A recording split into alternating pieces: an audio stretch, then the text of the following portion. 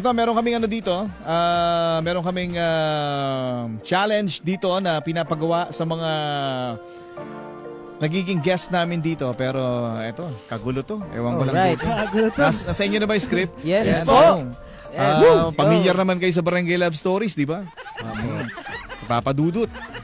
Eto na, ang gagawin natin, magdadrama kayo. So, meron kayong tigi-isa yata to. I don't think. Meron kayong mga linya rito and then i-act nyo lang. Parang radio drama tayo ngayon. Yun lang ang mangyayari ngayon. So, dali lang. Di ko pa nahanda yung ano natin dito. Yung drama bed natin dito. O yan meron tayong script dito. Ang setting natin, family dinner to. Parang, so, ang dami naman nila magkakapatid. Puro lalaki. Si mama. Masipag si mama papa. Oo, wala kayong wala man lang kayong kapatid na. Gusto niyo ng kapatid na babae, lagay natin diyan.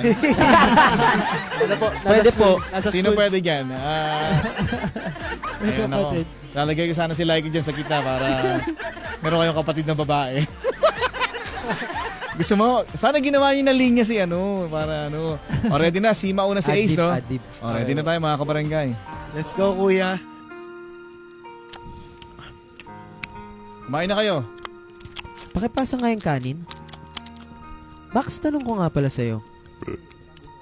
Nakita mo yung grades ni Jason? Wait lang. Di pa. Tubig. Bakit? Tumutubig? Sige. Bakit? Bagsak ba? Oo nga, Kuya Ace. Bagsak ba siya? Nako, mukhang lagot na naman siya kay mama at papa. Shhh! Ano yan? Anong pinagbubulungan niyo dyan? Sali naman ako. Nguyain mo muna yung kinakain mo, Joker. Ano ba yan? Okay. Makita ka ni mama, Kuya, sabihin, babad wala ng kang... tubig. Ito. Kasi nga, nakita ko na highest sa class nila si Jason. Di ba, kung naaalala nyo, sabi ni Papa, papauwiin niya sa probinsya si Jason kapag bagsak na naman siya. So, ibig sabihin, ligtas na siya? Hoy! Anong pinag-usapan niyo dyan? Ba't di niyo ako isama? Pause ka ba, Jason? Ano nangyari? Hindi ako lang to. Teka lang. Parang- Jason, Uminom ka nga ng tubig. Wait lang. teka lang. Lok. Naipasa mo na ba yung baksak mo last time? Jason. Tsaka, Jason, sabihin mo lang sa amin kung anong matutulong namin sa'yo. Kaming bahala dyan. Yan. Wait. Sige na. Handa naman kaming kausapin sila mama para hindi ka na iuwi sa probinsya.